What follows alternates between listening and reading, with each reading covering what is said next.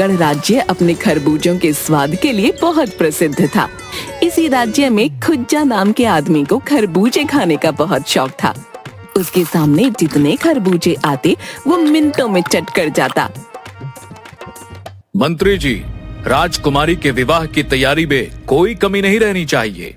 जी महाराज, सभी तैयारियां ठीक से चल रही हैं। हमारे राज्य का खरबूजा सभी जगह प्रसिद्ध है, तो बारातियों के स्वागत में खरबूजे की कोई कमी न रह जाए। और ध्यान रहे कि राजकुमार की माँ का स्वास्थ्य ठीक नहीं है, इसलिए वो यहाँ नहीं आएंगी। तो मेरी पुत्री अपनी सास के लिए मूल्यवान उपहारों के साथ यहाँ के खरबूजे भी ले जाएगी। महाराज, आप निश्चिंत रहिए, हमने पूरे राज्य से खरबूजे मंगवाने के लिए सेवकों को लगा दिया है। बहुत खूब। और हाँ, विवाह में पूरे राज्य को आमंत्रित किया जाए। ध्यान रहे कि एक भी आदमी ना छूटे। महाराज, एक भी ना छूटे? हाँ, एक भी आदमी ना छूटे, वरना लोग क्या कहेंगे कि राजा ने अपनी पुत्री के विवाह में प्रजा को आमंत्रित नहीं किया। महाराज, पूरे गांव को बुला लेंगे, पर यदि एक आदमी को छोड़ दिया जाए तो? किसे और क्यों? महाराज, खुज्जा को आमंत्रित करने में खतरा है। आप तो जानते हैं, उसकी खरबूजा खाने की कोई सीमा नहीं है, और यदि खरबूजा उसके सामने हो तो उसे रोकना असंभव है। वह विवाह में आया तो बड़ी कठिनाई हो जाएगी महाराज। इस बारे में तो हमने सोचा ही नहीं। और राजकुमारी के ससुराल वालों की खास फरमाइश हमारा खरबूजा है। महाराज, खुज्जा के आने से कहीं विवाह में बड़ी समस्या न खड़ी हो जाए। मंत्री, इसे मैं तुम पर छोड़ता हूँ। इस समस्या का तुम ही कोई उपाय सोचो। महाराज, विवाह में खुज्जा को आमंत्रित न करने में ही भलाई है। यदि वह आ गया तो मैं नहीं कुछ कर पाऊंगा। उसकी वजह से कहीं आपकी नाक ना कट जाए। नहीं नहीं मंत्री, ऐसा मत कहो। तुम ऐसा करो, खुज्जा को मत बुलाओ। एक बार राजकुमारी का विवाह ठीक से संपन्न हो जाए, बाकी सब बाद में देख लेंगे। जी महाराज। एक आदमी ढोल बजाते हुए, सुनो सुनो सुनो, महाराज ने राजकुमारी के विवाह में सभी प्रजावासियों को निमंत्रण भेजा है। सभी लोग अपना निमंत्रण पत्र ले लो। सुनो सुनो सुनो। ये लो भैया, ये तुम्हारा निमंत्रण पत्र, और ये तुम्हारा। तभी खुज्जा वहाँ आता है। लाओ भैया, मेरा निमंत्रण पत्र। अरे, तुम्हारे नाम का निमंत्रण पत्र तो नहीं है। ऐसा कैसे हो सकता है? तुम अपने थैले में ध्यान से देखो। नहीं भैया, इसमें तो नहीं है। मैं मंत्री जी को बता दूंगा। अगले दिन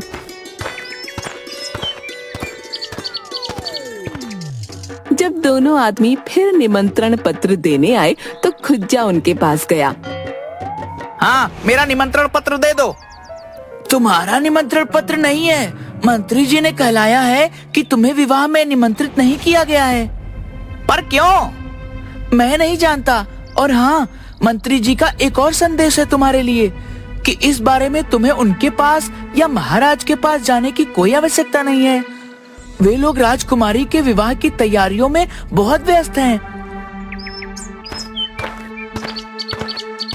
पूरे गांव को निमंत्रण दिया है, बस मुझको नहीं। ये तो अन्याय है, सरासर अन्याय है। क्या हुआ जी, आपका मुंह क्यों उतरा हुआ है? किसी ने कुछ कहा? खुज्जा कुछ नहीं बोला। क्या हुआ जी, कुछ तो बोलो। महाराज ने राजकुमारी के विवाह में पूरे गांव को निमंत्रण भेजा है, केवल हमें छोड़कर। अरे, बस इतनी सी बात? राजकुमारी का विवाह है, सबको 100 काम है।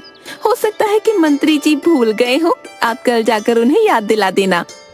नहीं नहीं, ऐसा नहीं है। निमंत्रण पत्र देने वाले सेवक ने बताया है कि हमें जानबूझकर नहीं बुलाया है और उनके पास जाने के लिए भी मना किया है। ठीक है, तो हम नहीं जाएंगे। यदि वो हमारा सम्मान नहीं कर सकते तो बिन बुलाए वहाँ जाकर हम अपना अपमान नहीं करवाएंगे।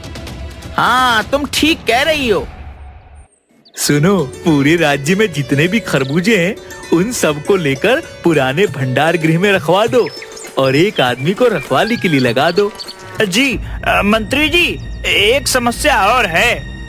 कैसी समस्या?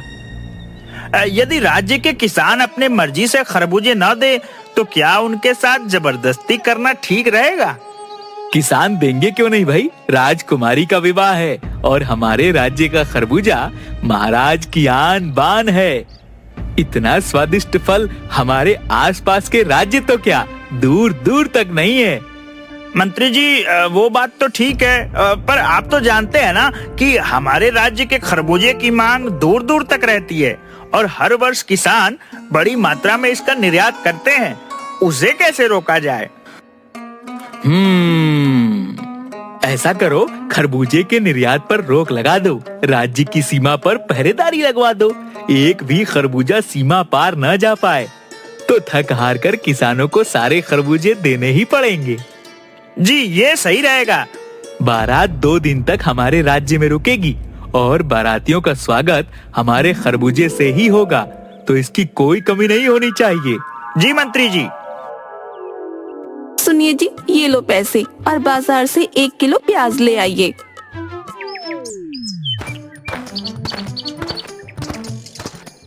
खुज्जा बाजार में गया। ए भैया, 1 किलो प्याज देना। तभी उसे एक खरबूजे वाला दिखा। वो उसके पास चला गया। बहुत बढ़िया है भाई, खरबूजे देना, सब पैसे का दे दो। खरबूजे वाले ने 5 खरबूजे दे दिए। तभी बहुत सारे सिपाही आए और बाजार के सारे खरबूजे एक गाड़ी में रखने लगे। अरे तुम लोगों को सारे खरबूजे हमें देने हैं, एक भी खरबूजा किसी को नहीं देना है। मंत्री जी से इसका उचित दाम आकर ले लेना।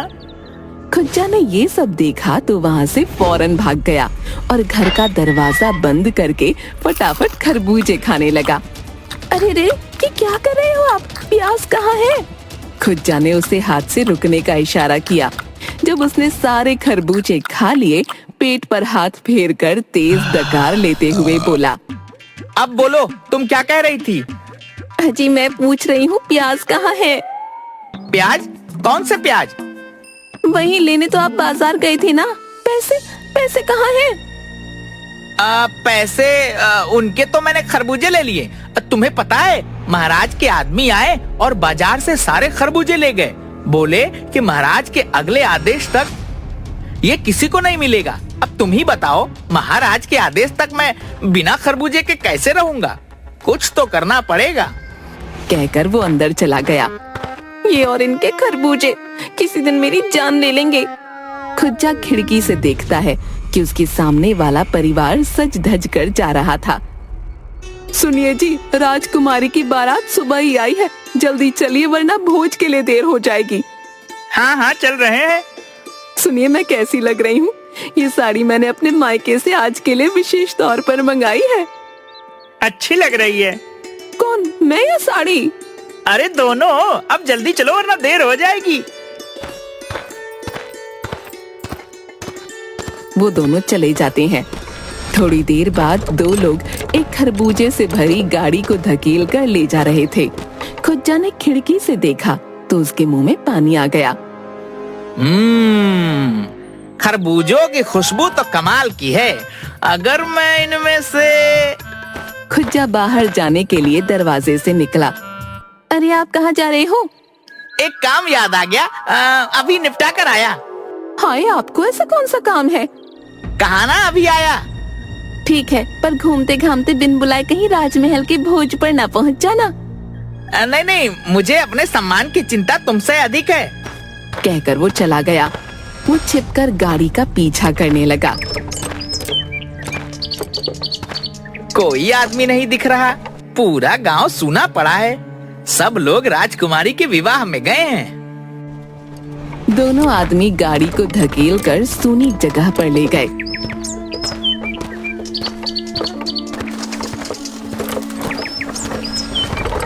अच्छा, पुराने भंडार गृह में खरबूजा छिपाया है। ये मंत्री के दिमाग की करामात लगती है। एक आदमी वहाँ पहरा दे रहा था। ए भैया, हम दोनों पानी पीकर अभी आते हैं, आकर सारे खरबूजे भंडार गृह में रखेंगे। पहरेदार ने हाँ में सिर हिलाया। दोनों आदमी वहाँ से चले गए।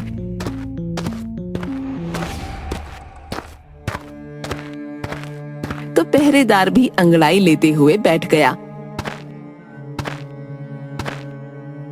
खुज्जा छुपता छुपाता हुआ आया और 4-5 खरबूजे उठाकर दबे पांव वहां से भाग गया। थोड़ी दूर जाकर एक पेड़ के नीचे बैठकर, ये खरबूजे यही खा लेता हूँ। अगर भगवान ने खरबूजे देख लिए तो पूरी कहानी समझ जाएगी और लड़ेगी। खुज्जा ने घूंसे मारकर खरबूजे तोड़े और सब जल्दी जल्दी खा गया। खाने के बाद उसने हाथ चाटे। मजा आ गया। चोरी के खरबूजे का तो स्वाद ही अलग है।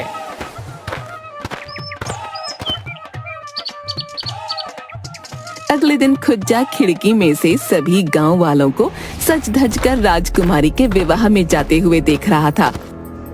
अजी, आप भी क्या सबको देख रहे हो? चलिए, भोजन तैयार है, खा लो।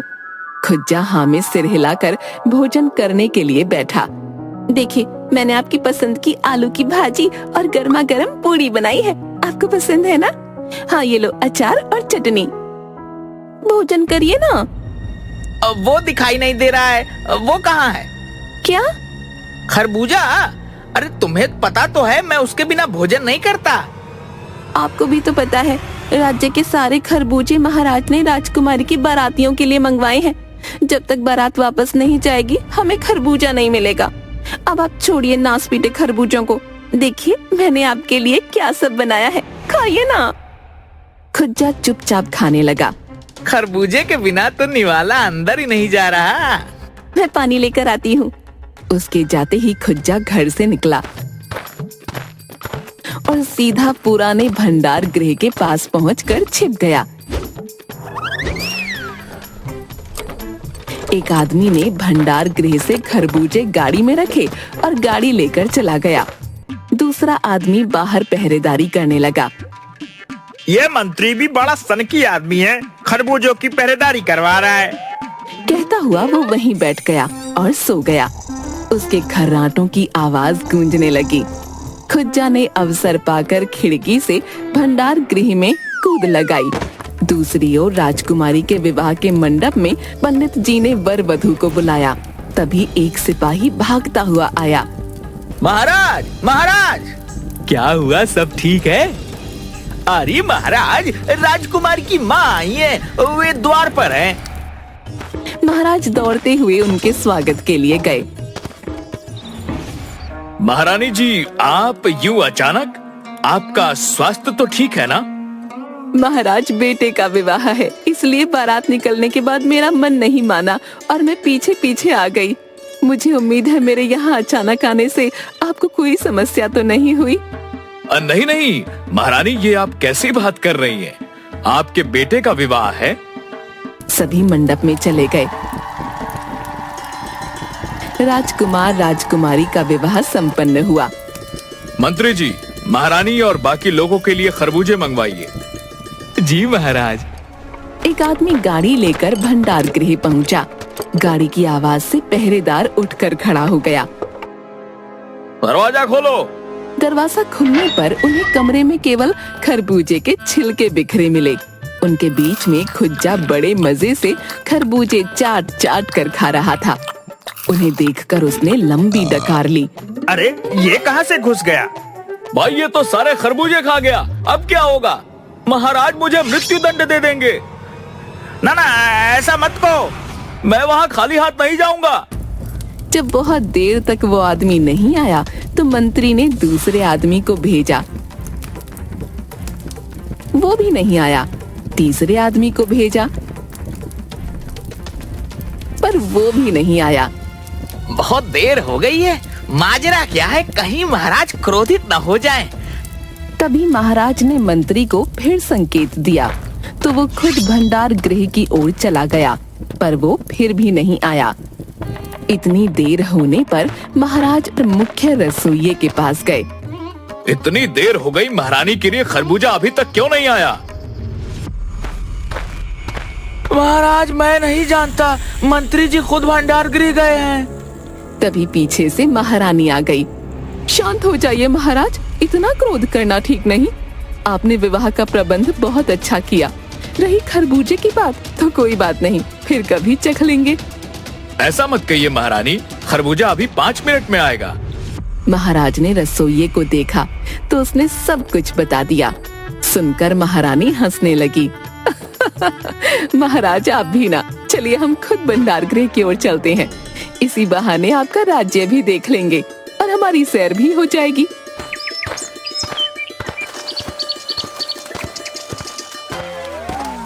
सभी भंडार गृह पहुंचे तो देखा मंत्री और बाकी सब लोगों ने खुज्जा को रस्सी से बांध कर रखा था। भंडार गृह की हालत देखकर महाराज हैरान हो गए। महाराज आप यहाँ? मंत्री ये मैं क्या देख रहा हूँ? महाराज ये खुज्जा न जाने कैसे घुस गया और सारे खरबूजे खा गया। एक अकेला आदमी इतने खरबूजे खा गया? जी महारानी। सुनकर महारानी हंसने लगी। महाराज लगता है आपके राज्य के खरबूजों का स्वाद हमारे भाग्य में नहीं। अब इस बेचारे को छोड़ दीजिए। महाराज ने मंत्री को संकेत किया तो खुज्जा की रस्सियां खोल दी गईं। रस्सी खोलते ही खुज्जा पीछे की ओर भागकर कोने में छिपाए हुए 2 खरबूजे उठाकर ले आया और महारानी को देने लगा। मैंने ये बचा कर रखे थे, आप हमारी अतिथि है ना, ये लीजिए आपके लिए। महाराज आप निराले, आपका राज्य निराला और आपकी प्रजा भी निराली। दोस्तों, आपको हमारी ये कहानी कैसी लगी हमें कमेंट करके जरूर बताएं। और हाँ, चैनल को लाइक, शेयर और सब्सक्राइब करना ना भूलें। मिलते हैं अगली कहानी के साथ, तब तक के लिए धन्यवाद।